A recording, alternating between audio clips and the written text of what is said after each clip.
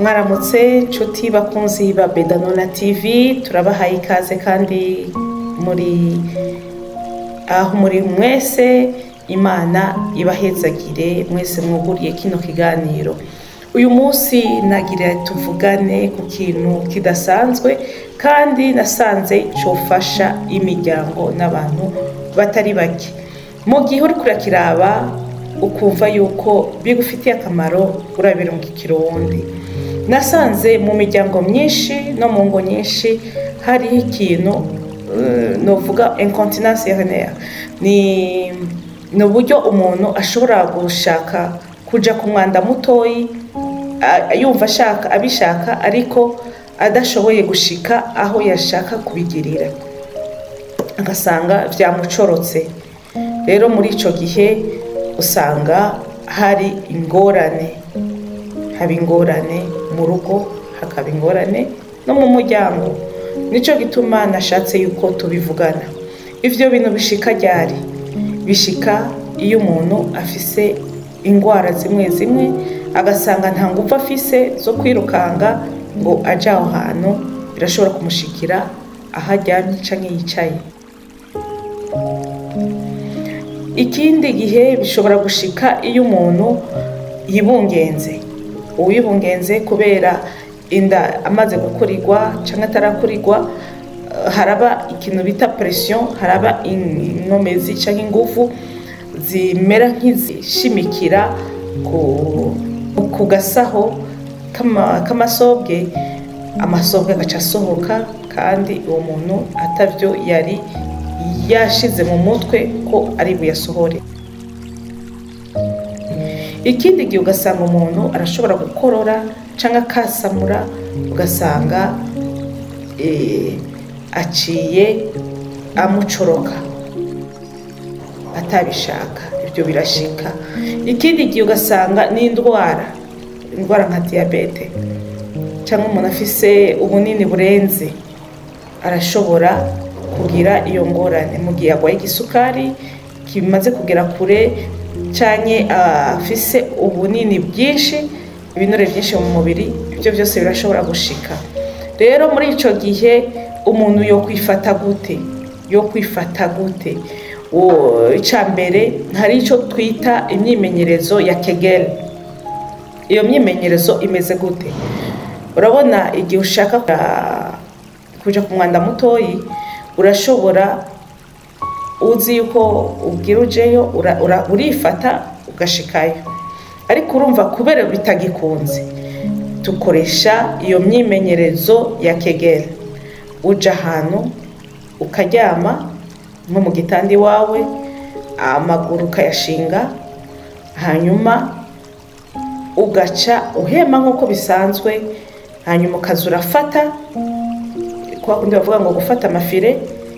Ariko ico ndabasaba, imitsi yo ku gisusu ntabwo ifata, ariko ni ya mitsi y'indani. Kwa kundi umuntu arafata amafire indani nyene, ukayifata fire ugaharura amasegonde kuri 3 no kuri 5, ukarekura, hanyuma ukaruhuka ayandi masegonde 5 no gushika ku 10, ugasubira ugafata, ugasubira ukabisubira nk'incuro 10 ku munsi. Nico gikorwa canke imyimenyerezo canke gufasha notanga, ukabigira ku munsi incuro 10. Ndababwije ukuri, inyuma y'amezi 2 cyangwa se 3 uzobona igitangaza. Ubwawe uzotangara, uzosanga vyaragabanutse, vyaraheze, aho ushaka uhashika byoroshe. Kandi ikindi kintu saba nuko igihe cyose wumva ushaka kuja ku mwanda mutoyi, nyaruka urondere ahoja, navyo bizogufasha.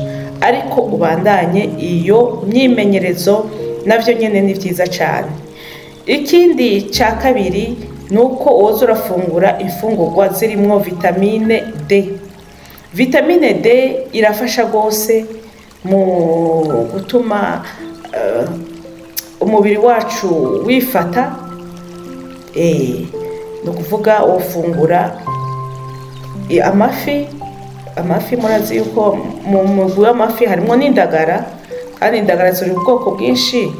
Abantu bamenyereye ngo indagara za Tanganyika nawe utozijya ukarya izindi, uzoba uri kurya indagara, uzoba uri kurya ifi, ukarya akanyama ubwo wakaronse, canke amata wayaronse, ukarya inyama y'igitigu ni nziza cyane gose, ukarya indya washizemo ifu y'isoya canke wagize ubuyi bw'isoya, ukarya ibizinu, ugafungura n'amagi. Ni ikintu ciza gose. Rero ndabasabe gusa naho muzobijya muze murabisha no kwa muganga yuko ibinure bitababanye vyinshi, ariko ico gikorwa, iyo myimenyerezo ya Kegel ni imyimenyerezo ikenewe kandi cyane.